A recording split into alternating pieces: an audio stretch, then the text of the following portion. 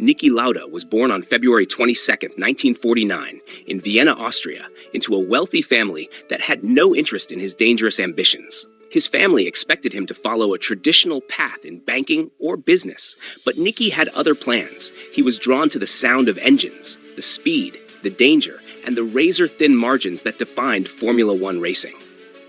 Despite his family's disapproval, Lauda took out loans against his own life insurance to buy his way into a sport that didn't welcome outsiders.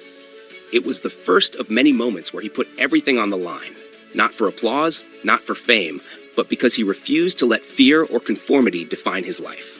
That is Spartan. His early years in Formula One were far from smooth. He started with March and then moved to BRM, where his driving caught the eye of Enzo Ferrari. It was with Ferrari that Lauda truly found his place, and in 1975, he claimed his first Formula One World Championship. But it was not the win that etched his name into legend, it was the fire. On August 1, 1976, during the German Grand Prix at Nürburgring, Lauda crashed his Ferrari at over 170 kilometers per hour. The car burst into flames. Trapped inside, he suffered severe burns to his head and face, inhaled toxic gases that scorched his lungs, and fell into a coma. The world assumed he was done, burned, broken, finished. But Spartans don't die easy. Just 42 days after the crash, still bandaged and bleeding, Lauda returned to race at the Italian Grand Prix. He finished fourth. The man who had looked death in the eye and been told he'd never walk again was back behind the wheel, overtaking drivers half as injured and twice as comfortable. That was not just racing, it was war. He didn't win the 1976 championship. He famously retired mid-race at the season finale in Japan, citing the dangerous wet conditions. Critics slammed him for lacking courage. They didn't understand. Lauda wasn't afraid of death. He had already beaten it. But he wasn't going to throw away his life to please spectators or fit someone else's narrative of bravery. Spartans don't die for ego. They live for purpose. In 1977, Lauda came back with a vengeance and claimed his second world title. Then, in 1979, he abruptly retired. He didn't stick around for endorsements or nostalgia. He built his own airline, Lauda Air, from scratch, showing the same courage in business that he showed on the track. He faced down regulators, disasters, and bankruptcy, but never compromise. Even when a Lauda airplane crashed in 1991, killing all 223 people on board, he didn't hide. He flew to the crash site himself, faced grieving families, and fought Boeing over the technical failures that caused it. He had no script, no PR team, just truth. That's Spartan. He returned to racing in 1982 with McLaren, not for money, but because he still had something to prove to himself. In 1984, at age 35, considered ancient for a driver, Lauda beat his younger teammate Alain Prost to win his third and final Formula One World Championship.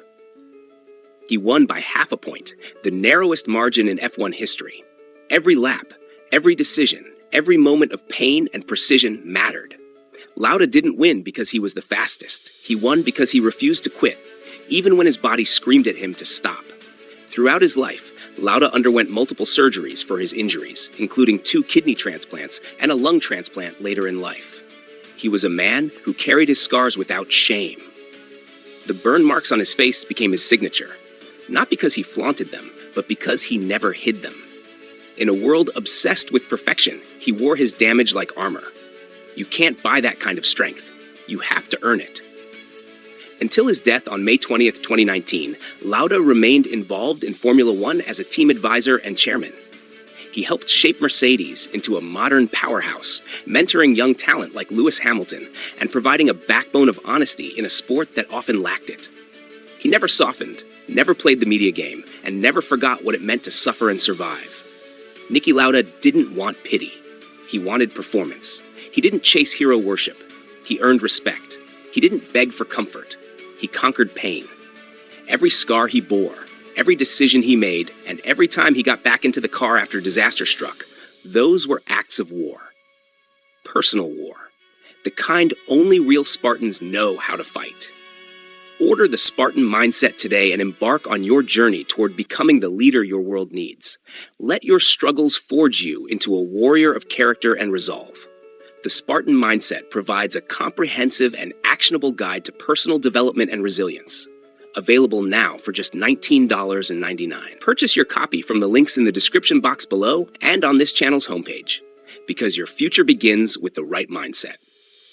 The Spartan Mindset.